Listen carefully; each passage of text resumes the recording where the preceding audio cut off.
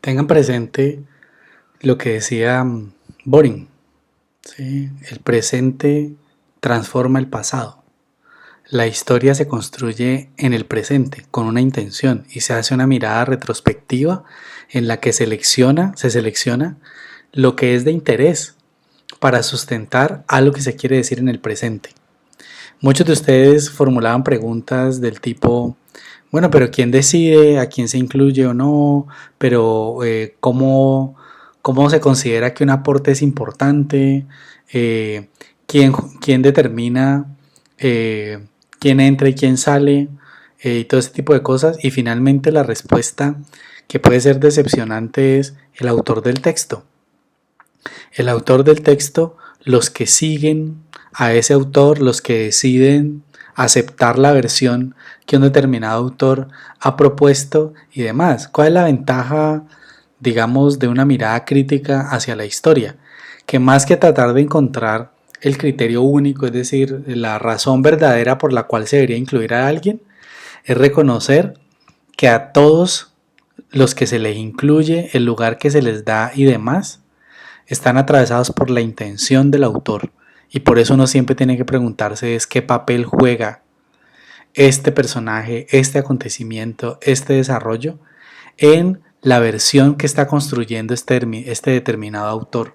Porque como no hay una verdad absoluta, por más que nos parezca evidente que uno diga, no, claro, o sea, Freud, no, pues Freud es muy importante porque es el de psicoanálisis y cómo no se va a hablar de él en historia, pero cuando uno, digamos, se deja seducir por la pregunta de venir, ¿y a este quién lo incluyó?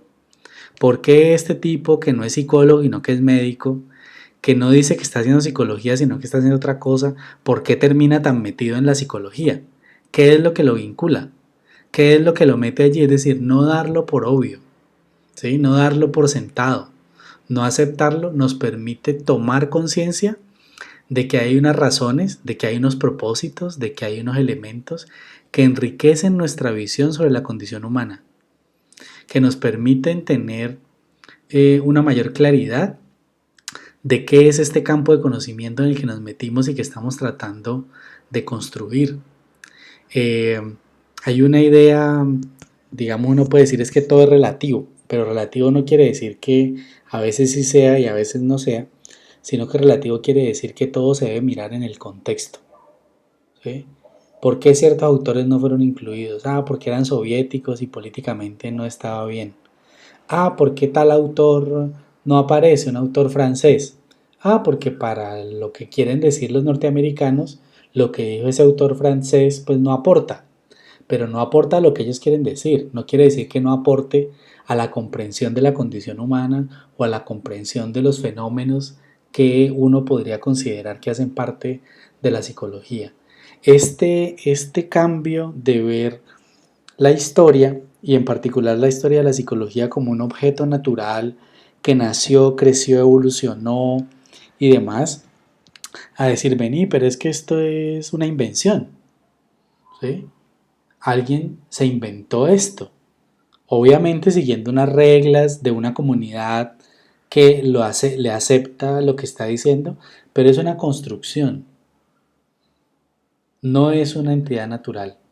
Y si es una construcción y es una construcción humana, entonces está vinculada a un determinado contexto social, económico, político, a un momento histórico en particular, a una intencionalidad que es por la que hay que interrogarse. Porque ese interrogarse por la intencionalidad de ese momento es la que le permite a uno transferir esas preguntas al presente. Es decir, así como ustedes se preguntan, bueno, pero entonces, ¿qué autores son los que deberían ir en la historia? Pues uno se preguntaría en este momento, bueno, entonces, ¿cuáles son los autores que están haciendo psicología? ¿Y eso qué significa? ¿Qué significa hacer psicología? ¿Qué es psicología y qué no lo es? Y eso nos va, digamos, llevando a, o eso por lo menos espero yo, a darle sentido a la pregunta de qué es la psicología, que se traduce en la pregunta por el objeto de estudio de la psicología. Finalmente, ¿de qué es lo que nosotros nos ocupamos? Si no podemos mirar al pasado, como decir, es que somos herederos de una tradición, única y verdadera y nosotros somos los que vamos a continuar pues ese legado, sino que decimos, vení, pero es que pues eso se le inventó una gente con una intención. La cuestión es, y hoy en día, en las circunstancias actuales, con lo que estamos viviendo, con lo que sabemos a la fecha, ¿es eso lo que debemos seguir haciendo? ¿O tal vez deberíamos hacer otra cosa? ¿Habría que hacer una nueva transformación, como ya se hizo en otras épocas? ¿O así estamos bien? ¿Sí?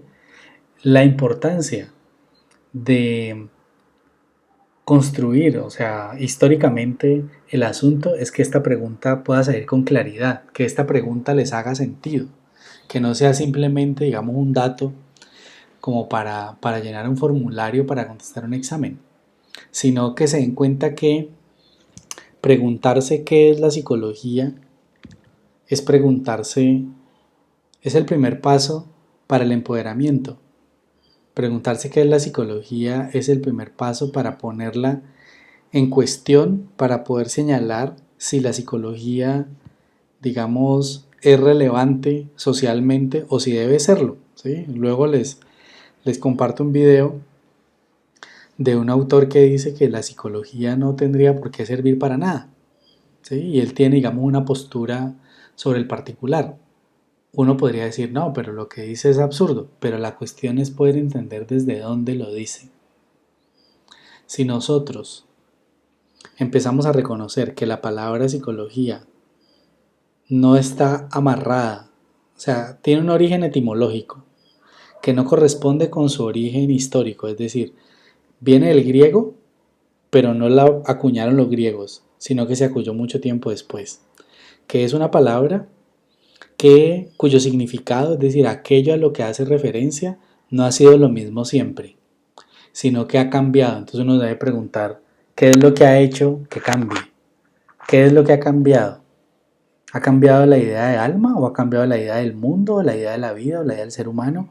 ¿O ha cambiado la forma en la que la comunidad o los criterios que la comunidad reconoce como válidos para abordar una pregunta o una rama del conocimiento?